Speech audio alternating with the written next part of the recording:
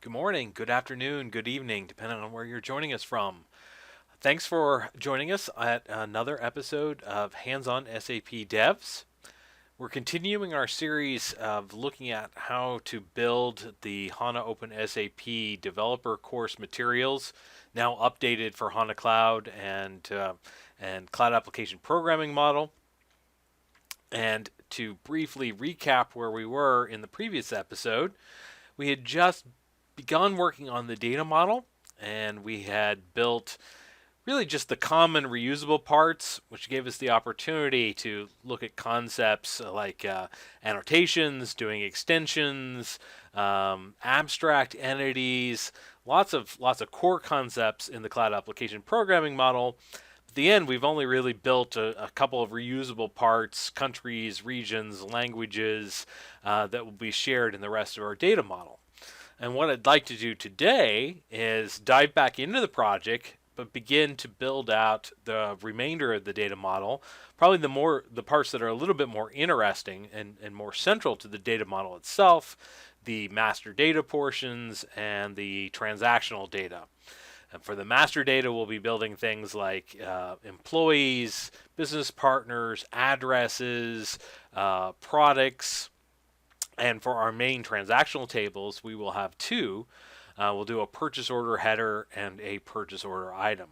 And that's what we plan to accomplish today. All right, returning to the system, we see here the common CDS that we were working on last time. That's pretty much finished now. It's in a good state. We won't be going back to it. But while we're here in our schema, before we start building the master data and the transactional tables, there's a little bit of housekeeping that I think we should probably go ahead and take care of. Some things that we're going to need later down the road. Let's just go ahead and create them real quick here. First of all, conversions.cds. So what I want to put in this part of the data model are the currency conversion tables. Now, this isn't particularly interesting from a modeling standpoint. There's no great new features of cloud application programming model being used here. And in fact, what I did was I converted from existing catalog schema, actually from an ABAP system, and I've converted it to CDS. We'll see this process a little bit later. We're going to, later in the series, we're going to look at how to do cross-container and cross-schema access as well. And I'll show you the little conversion utility that I used. Of course, you could also type all this by hand, but the conversion utility does it quite fast. But what you see here is, if you've done work in an ABAP system, these tables should look pretty familiar. The T00 tables that contain the currency values, the currency conversion values. We have this in here because later I'm going to have a calculation view that needs to do a currency conversion so it can do a summation on the amounts. Obviously, if we have currency amounts in different currencies, you can't just do a sum on them at the database level. It wouldn't make sense to add euros and dollars together. The data becomes nonsensical, right? We have to be able to convert our currencies our currency amounts to a common currency, and only then can they be summarized in that single currency. So for instance, we might have to convert all of our US dollars to euros, and then only then can the values be added together. These are the tables that are technically required. They need to be filled with data that contains the currency rates on certain dates, the rest of the metadata needed. Like I said, this is the kind of thing that you do once to model this, and then you cut and paste it and reuse it all over the place.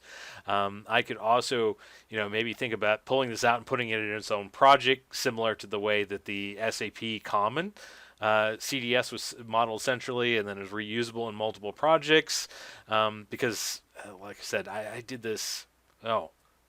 This set I did manually years ago.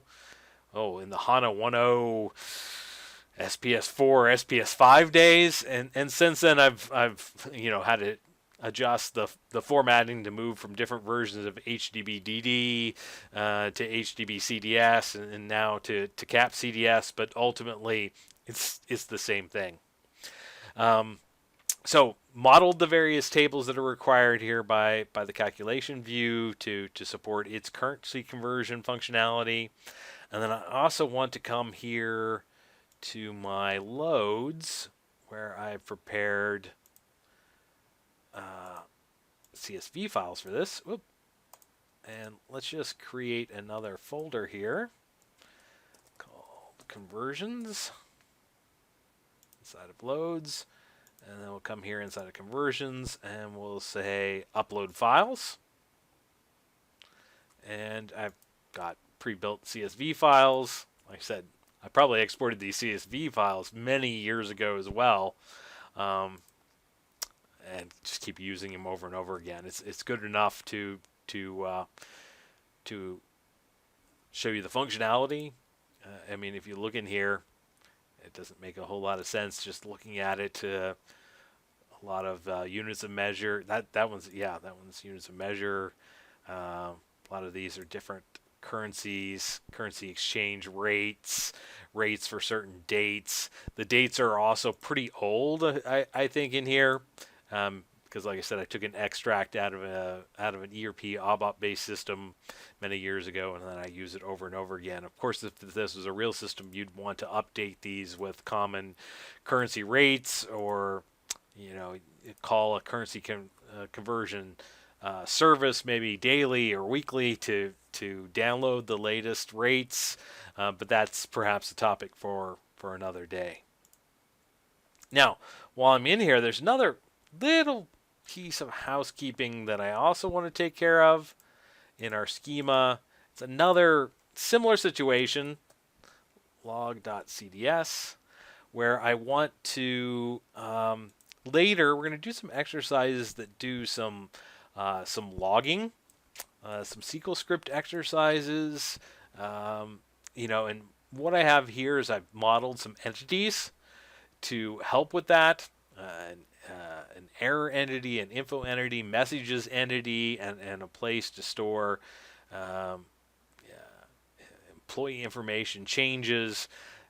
Like I said, this is for later. We're going to have some triggers and some stored procedure examples that utilize this to mainly so we can see what's going on. When we run the triggers, we can see the data that's produced by the trigger. They aren't particularly interesting from a modeling standpoint. Once again, very straightforward entities, handful of fields, simple data types, nothing all that special going on here. Certainly not as interesting as the stuff that we're going to get to a little bit later in today's episode. But while we're in here, we might as well go ahead and set everything up. Now, if you remember, for this to be picked up, we need to come to our base schema. This is the entry point, and what we want to do here is we want to add two references to conversions and log so that they'll be included. There we are. Let's go ahead and save that, and we'll do a CDS build.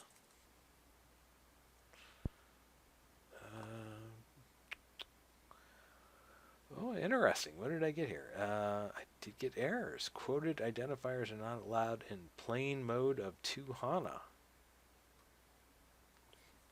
I have not gotten these errors in the past. Let me look into this. Okay, I have to admit, I was a little stumped at first by this quoted identifier error. Quoted identifiers are not allowed in plain mode.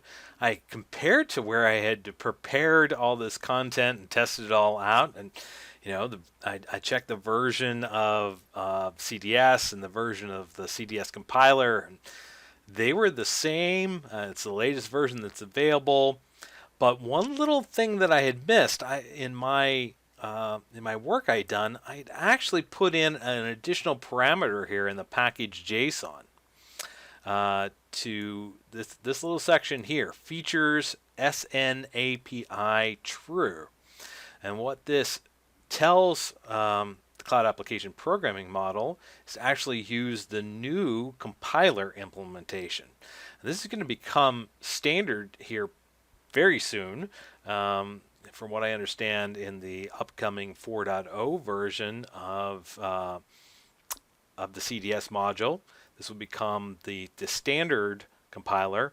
But I had switched to this, I think, to solve some other problem that I had hit, and in doing so, I probably used some feature that that was only possible using this new compiler as well. So all I had to do is add this features SN API true, and now when I do a CDS build without making any other changes, now it works perfectly fine. I'll show you here. You can tell.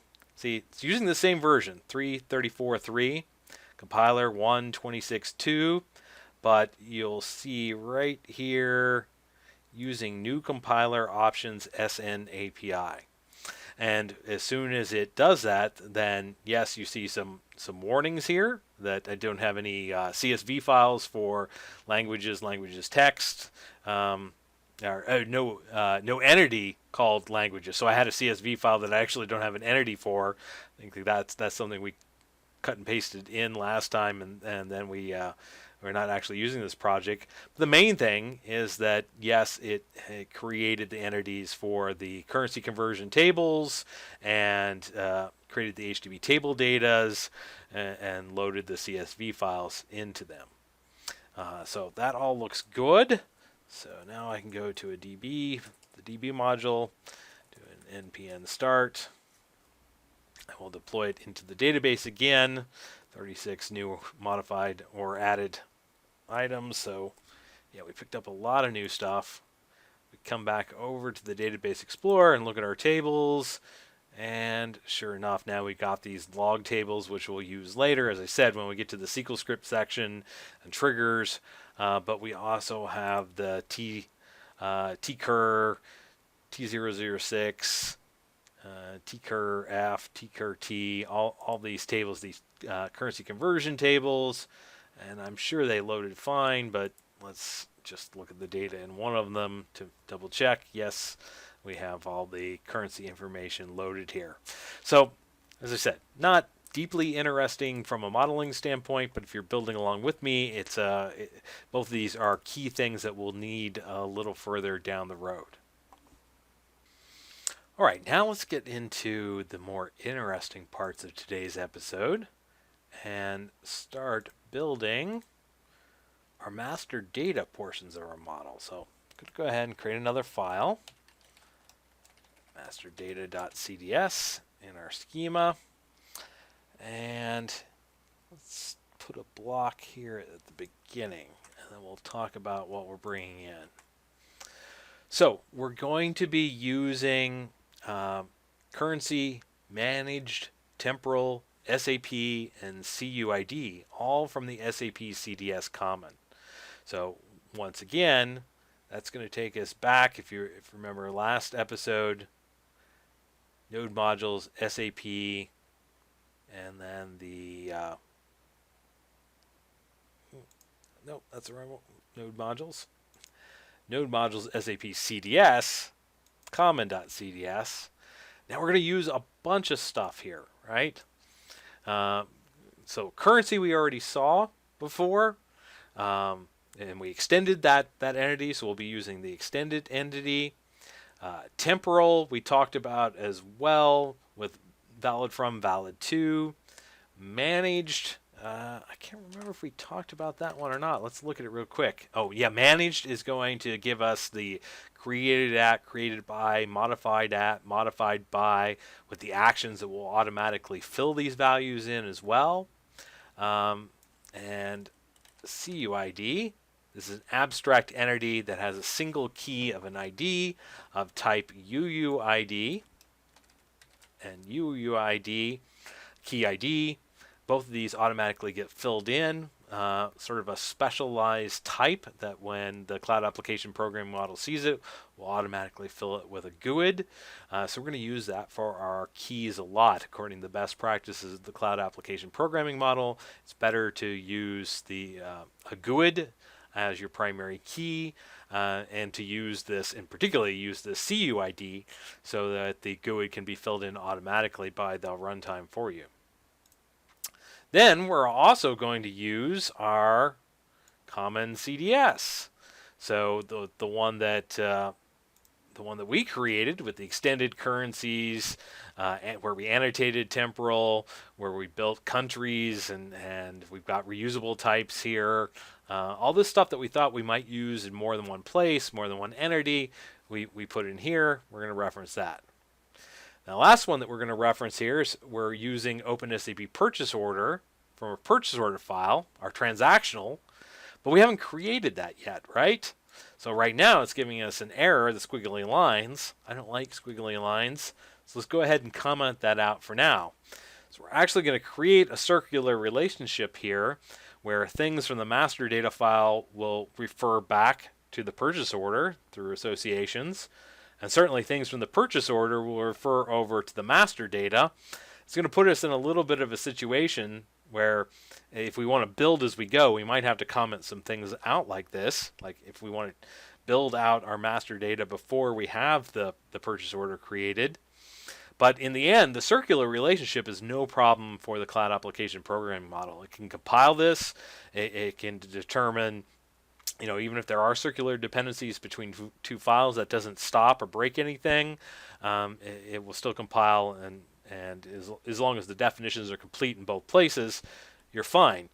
I'm only commenting this out at this point so that we don't have to build both the files to completion before we can really see them in the database, so we can build as we go along here.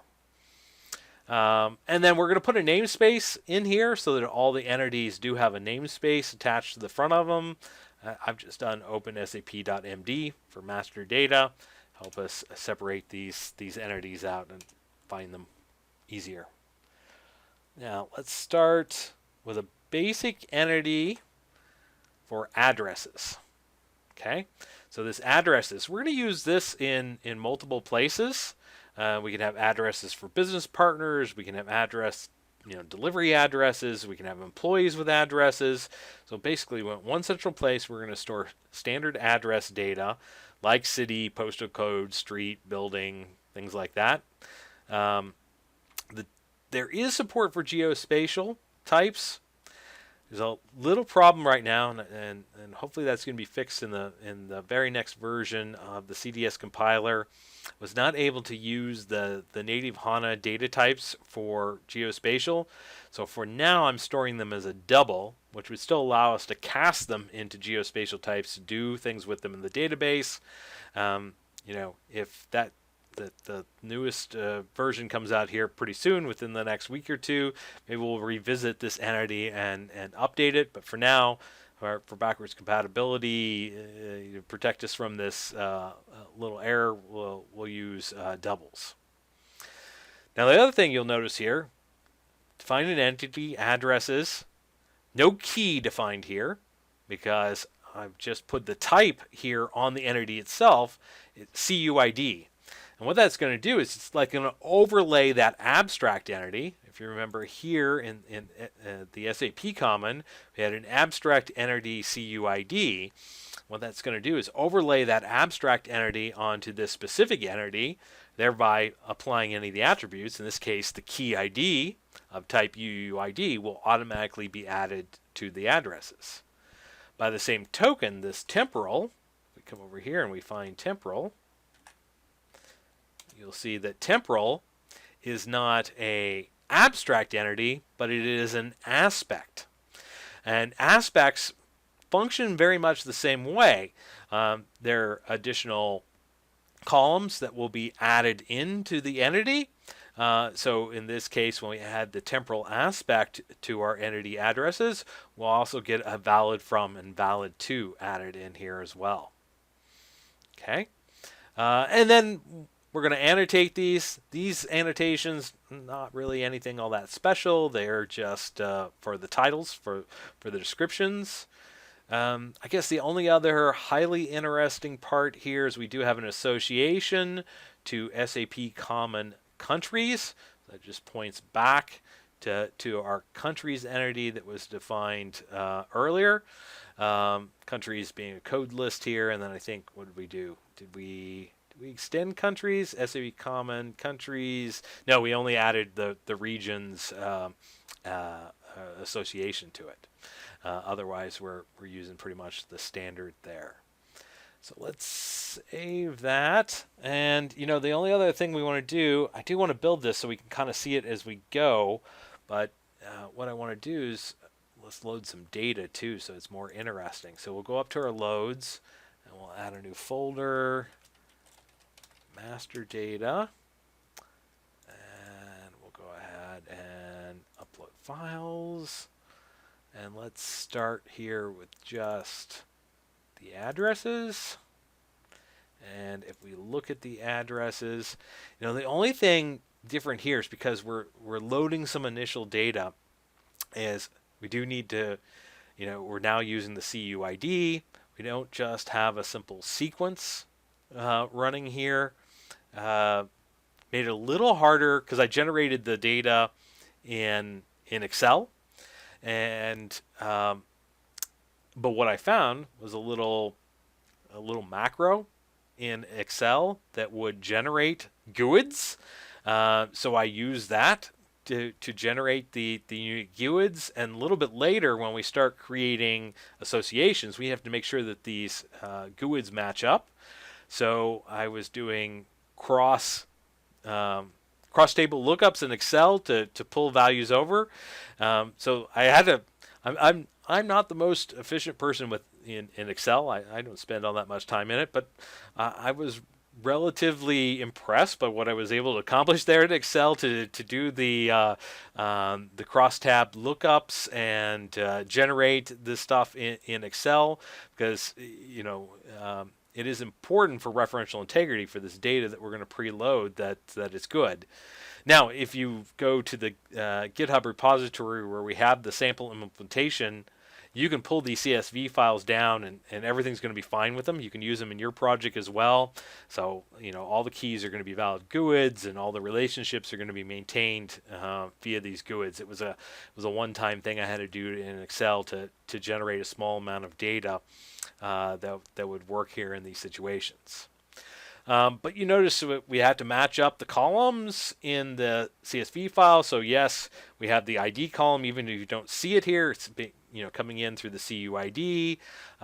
Same thing with the valid from, valid to. They aren't columns that you see here, but they are generated into the entity. Valid from, valid to. They're coming from the temporal object there, or the temporal aspect, I should say. If we go ahead and save, yeah, that looks good. Now let's do a CDS build. Compile all that. Build it into the database so we can go check it. There we are. Addresses. Ooh. Oh, so this deployed the addresses, but it didn't create the address entity. Anybody catch my mistake there? I created the masterData.cds file, but I didn't link it into the schema.cds, did I? So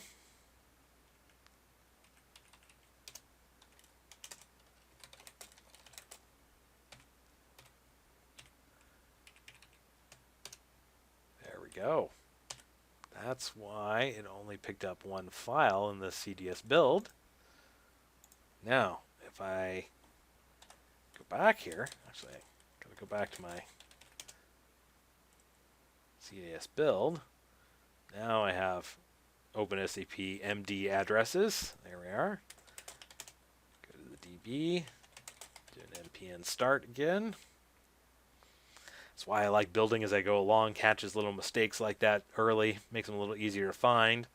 So now I have our addresses, and if I go back to the Database Explorer, let's do a refresh.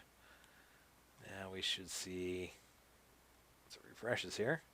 There we are, OpenSAP MD addresses. Open the data. There we are. Looks very good, doesn't it? Yep, data's all loaded. Looks nice. But where this gets particularly interesting because of the aspects and the associations that we had on there, we also got some views here, I believe. So yes, we've got a localized open SAP MD addresses. If we were to look at this particular view, you'll see has the association to countries to country on it.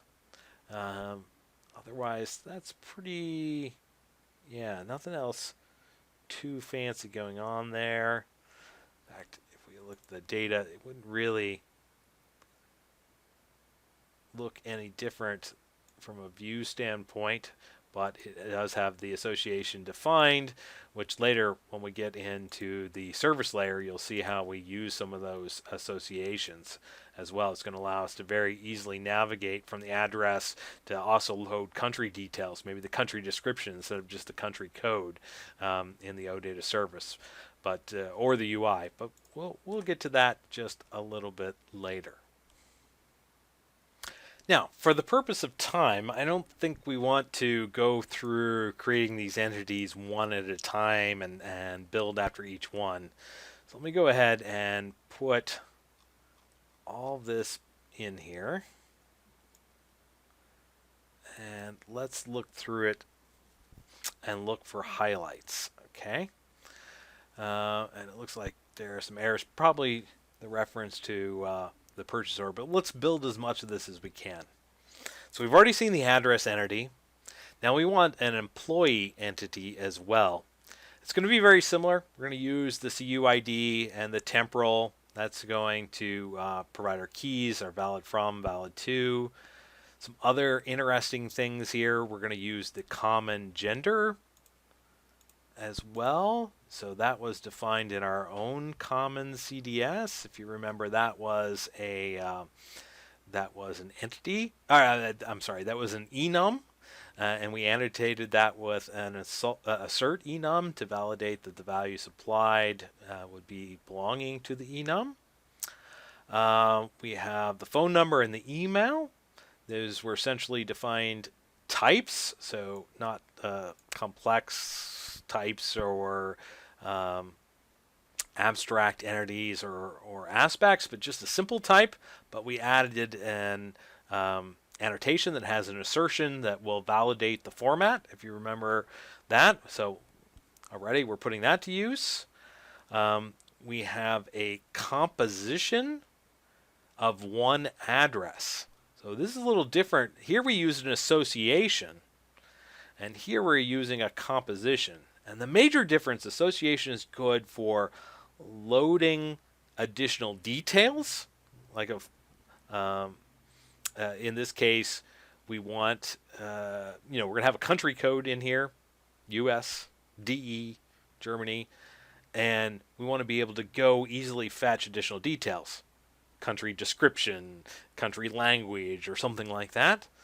But nothing that we do on an address, when we create an address, when we edit an address, it's not going to change which countries are possible or the data that's in the countries. Therefore, that's an association. But here, when we create an employee, the address belongs to that employee. It's just a structured sub-entity in this case. So when we delete an employee, the one address record that is associated uniquely for that employee should also be deleted. Therefore, we're going to use a composition, and that will allow us to do deep insert, so we can send the employee data and the address data as nested JSON in to the service, and it will insert both records at the same time. We'll see that later. But by adding the cascade all, that means when operations happen to the employee entity, for instance, a delete, it will also cascade down to the address. And in this case, it defined the one address record that matches, that's recorded here in this composition, and it will also delete it as well. And we don't even have to, say from the service or the UI side, specify that. We simply say, delete entity, give it the unique ID of the employee's entity, and it will automatically cascade that deletion down. So here we're seeing some new features of the cloud application programming model. Specifically, that wasn't something that we had in the older HDB CDS or other similar frameworks. We're using the central currency type, and we see that here as well. And I believe that means when I reuse the currency, yeah, we're going to get the association that's built in with it, just and the extended version of the currency that we extended here in our common CDS as well. Right, then we're going to annotate. That's pretty straightforward, those annotations. And we're going to go ahead and define some views. So for instance, I want a view that gives me all New York employees. So it's going to read from the employees. It's going to expand the addresses. It's going to get the city from the associated, or not in this case associated, the composite address entity. And then we're able to filter, say a where condition, where city is New York. We also defined a type here, an enum of partner role, whereas 1 is a customer and 2 is a supplier. Now this is getting us ready for the next section here. We didn't put this centrally because this was a type that was specific just to master data. So rather than put it in the common CDS, I put it in the master data CDS. The business partner entity itself, it's a CUID, just like the previous examples. That's going to be the primary key. I think you're going to see that pretty much in everything that we do here in this data model. But we also use the managed. And once again, if you remember the managed, oh, sorry, wrong file. Go here to SAP, common. The managed will put a created at, created by, modified at, modified by on our entity as well. Here we say the partner role is type partner role, so it's this enum that was established right here. So it's an integer. We put meaning to the values, and we put a default value on it as well.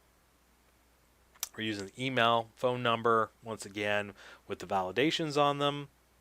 We did a very similar composition of one address with the cascade. So both business partners and employees, all their addresses are shared together in one address table, but a single address record is only associated with one instance of either of these entities. And we have company name, legal form, nothing too interesting here until we get down here. Now this is interesting because we have an association to one employee on created by employee email equals created by. Now there's no created by that we see defined here. It's coming from this managed, the created by, modified by. But what I wanted to do is I wanted more than just what was stored there, more than just the email address of the person, which you would get by default, but I might want to go look up their full name, their employee ID, other details. And to make that very simple to do within the service or the UI, I've added a read-only association over to employees based upon the email that's stored here in this managed aspect that automatically gets applied to my business partners. Okay.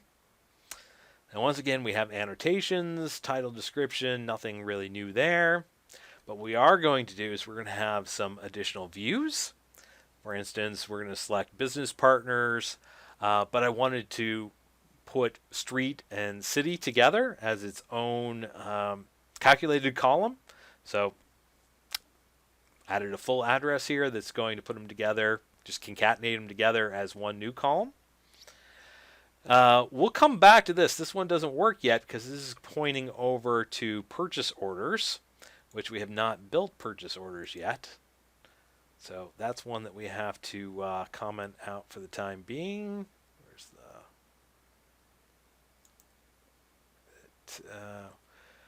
where's the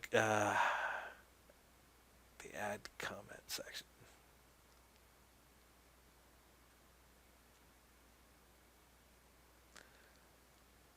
Oh, I just lose it here, don't I? Well, you know what?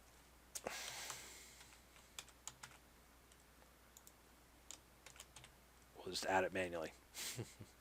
And actually, well, then these two views build on this other one. So we'll come back at this one as well. So we'll come back here and we'll define those later once we have the purchase order entity modeled as well. So that's no problem. We got some other views here. Got all different kinds of views. I think this one was mainly I wanted to be able to see just the business partners that are buyers and just the business partners that are suppliers. So just putting a where condition, building the where condition into the view. So hiding some of the inner logic, so you would not have to know what code matched to the partner role to tell you which was buyers or which was suppliers. You could read them directly from one of the views. What do we have here? Oh, and then I did the view but added a description. So this is where I'm going to add a case statement to my view. Using the existing view, or select from business partners, partner role, but add a partner role description and using the case syntax here. So if the value is 1, then it's a buyer. If the value is 2 is a supplier. So seeing different ways that you can do some things here. I can add the description into the output as well using this approach. Here I have a business partner view, but I have an input parameter as well, similar to the way that calculation views can have parameters. We can also define parameters in our views here in the Cloud Application Programming Model, CDS, as well. So just wanted to give you an example of that. And now you see here some more views, select from business partners, but here I want to show you the possible partner roles. So the interesting thing here, group by partner role, order by partner role. So what it's really doing is it's only going to return 2 records, and it's going to give you the description of buyer or supplier for those 2 possible values. Since you can't directly expose an enum through the OData service, I did this as a little bit of a workaround, basically, so I could have a value help in my user interface that ran off those values from the enum, but kind of doing a dirty little hack by reading the unique records from the table with a group by here for the possible partner role values. Here you have another value help view for supplier ID, supplier name. That's why we have the extra annotations in here. These are UI annotations for field group. We'll come back to this later once we start to build our user interface. We'll definitely revisit some of these views that are used specifically for the user interface. Next, we have the products. Let me make this just a little bit bigger. Oh, lost my spot. So we want to have purchase orders, purchase order items. We also obviously need to have materials or products, as we called it in this case. It's going to be a managed entity, so we're going to have the managed aspect, and we're also applying the quantity here. So if you remember quantity,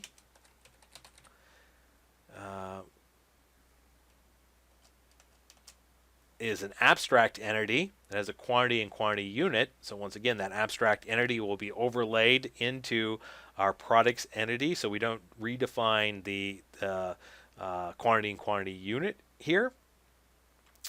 What do we have that's also interesting? We have a partner, which is an association back to business partners.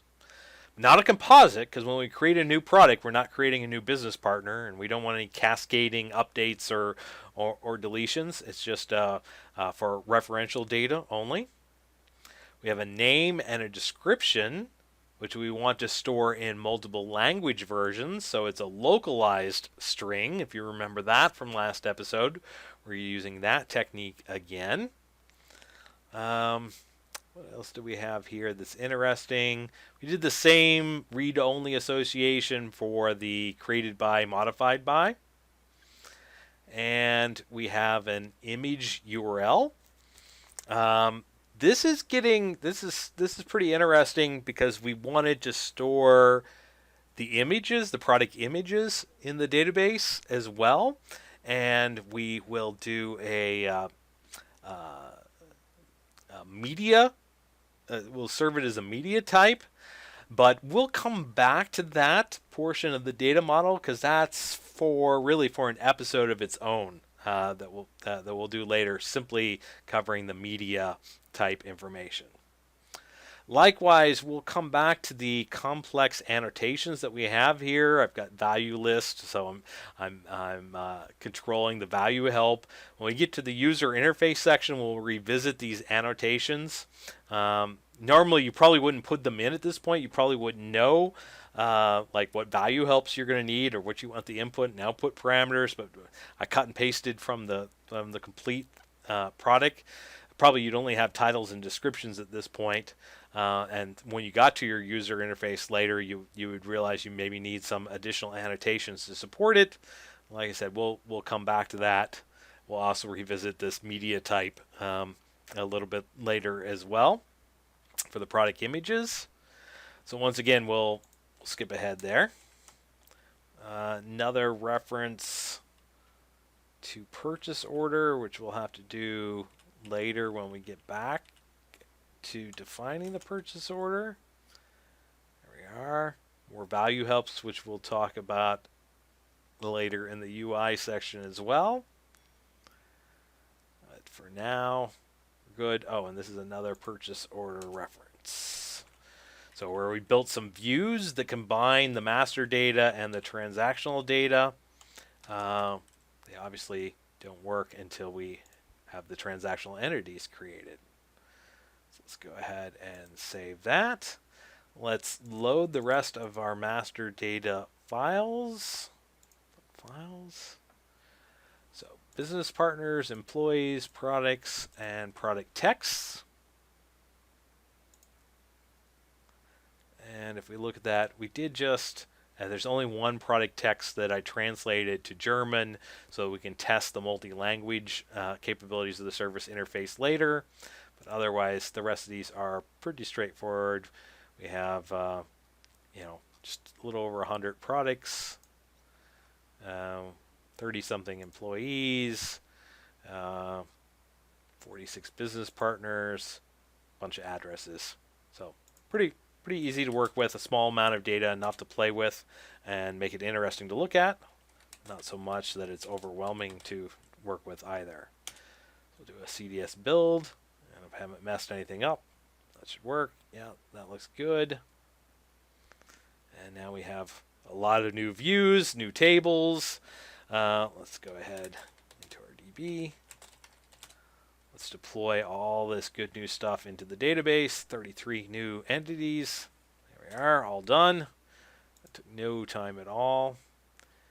And now if we look at our tables, now we're starting to get a lot more tables because we got an address, we got a business partner, we got employees, products, product text, countries, currencies. Okay, that was the stuff we've seen before. Maybe to check real quick that the data loaded well. What do we have here? We got some of these advanced views. We got the localized ones here. Oh, it's refreshing. That's for the views that have the localized text. Let's go down here to like partner roles. Look at that data. That was that weird one that I used to just supply the enum values. So yes, just a 1 and a 2 buyer supplier. That'd be used in our user interface later. Let's look at all of our New York employees. Oh, and we have no New York employees. I'll have to check there, but probably my data just doesn't have any New York employees in it. If we look at the buyer view, there's all our buyers. So 39 buyers. How many suppliers? If we look at the suppliers, 6 suppliers. So we're dividing up our business partner data. Yeah, that all looks good. If I look at products, localized products view, and for instance, when we use the views, we're getting the translated names and descriptions. We don't have to build complex calculation views or logic in here to be able to handle that. That was all built for us. Actually, if we look at the create statement, rather complex here. Coalesce, localized name, as description, where it's doing a left outer join on the text using the session context locale. So it's automatically using the locale fed into the session context to get the language description for our logon language, and if it doesn't find that value, it's defaulting back to English, the main language that we loaded. All that logic is built into the view for us. All we have to do is worry about selecting from the view, and we're always, if there is a translated text for our particular logon language, we'll get it. If not, it will fall back to English. No special processing or access needed from our side. All right, so I have to admit we're running a little short on time today. I thought we would get to the transactional entities, the purchase order and purchase order header and item today as well. But I don't want to rush things. Too much good stuff to explain as we go. So I think this is a good stopping point for our data model where we've deployed the master data. But one thing I want to leave you with, now that we have built the master data portion of our data model, we've deployed it into the database, we've got enough information that we can start looking at this from a service layer as well as OData services. So what I've done is I've gone to the SRV module and I've created a service.cds as well. And all I'm doing here is I'm telling it which entities I want to use, and I've pulled in the address, employees, products, and some of the various views that we created today as well. And I've said, okay, please create a master data service. And in here, we're going to expose some of the entities. We don't have them all created yet. So yes, I had to comment some of them out. But we have the addresses, the employees, the business partners, the products, partner roles, and things like that, all exposed as an OData service. And now what we can do, without deploying any of this to Cloud Foundry or Kubernetes or anywhere else, is I can just do a CDS serve here from the command line. And when I do that, the CDS serve is also going to pick up the default env JSON and really connect me to the HANA database. So I'm hitting my real model that's deployed to the HANA database, the data that's in HANA.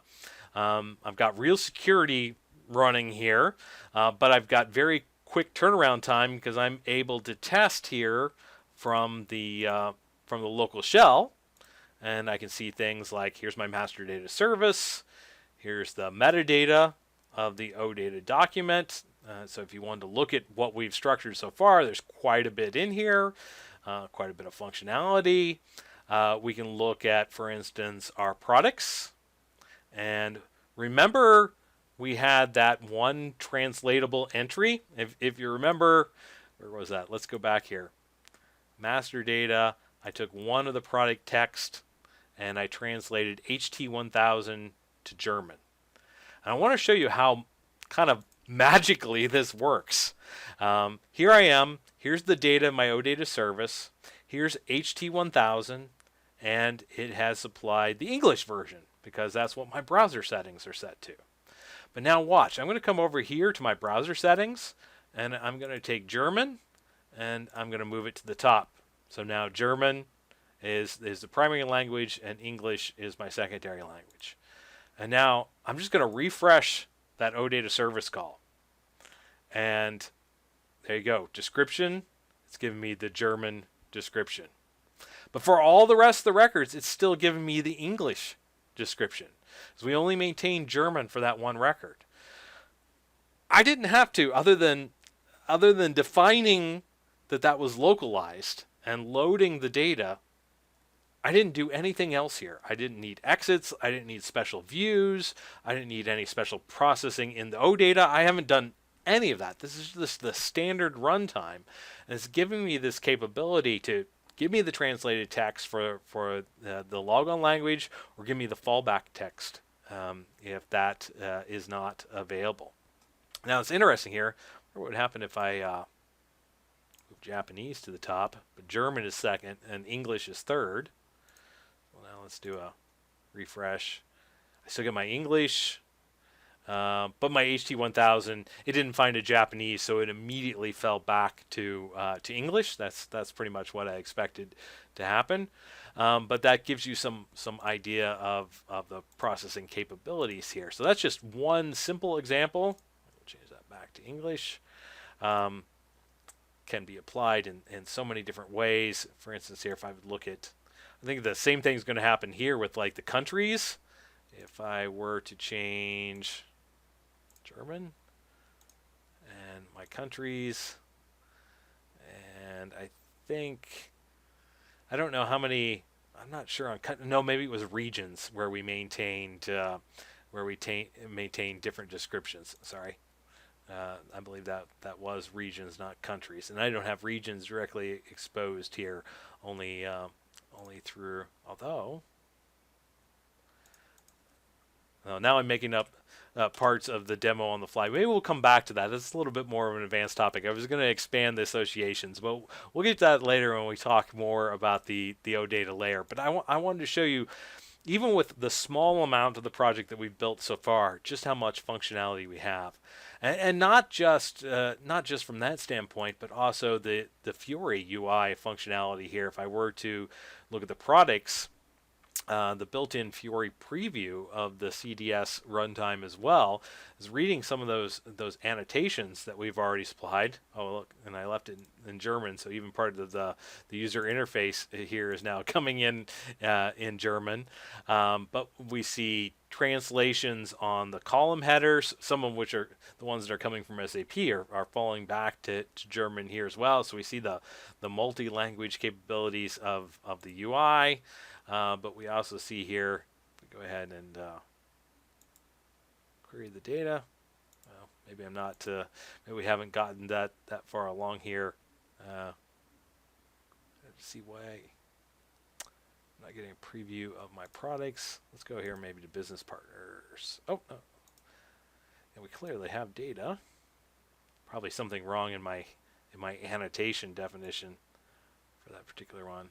Oh, that one's not loading either. Well, we'll see a bit more of this when we get into the details of the OData service, but I kind of wanted to just give you an idea of how much we've built so far. Yeah, there's put my we even have the value help here. That was the currency. Yeah, put it back to English so I know what I'm talking about. The currency value help coming in from our associations that we built in at that layer. We're not getting. I'll have to look there. Why we're not getting previewed the data? I would have expected that at this point because we clearly do see the data here at this layer. But once again, just showing you that we've built so much by having defined so little, just a handful of entities, the power that the associations, compositions, and things like that give us.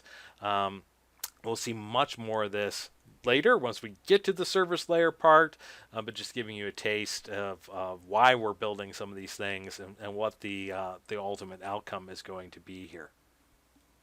So join us again next week. We'll continue on our journey, and next time, I promise you, we will definitely get into the transactional tables as well, the purchase order header, purchase order item. In fact, it won't take us terribly long to get those built out, but there's a couple of unique aspects there that we want to talk about.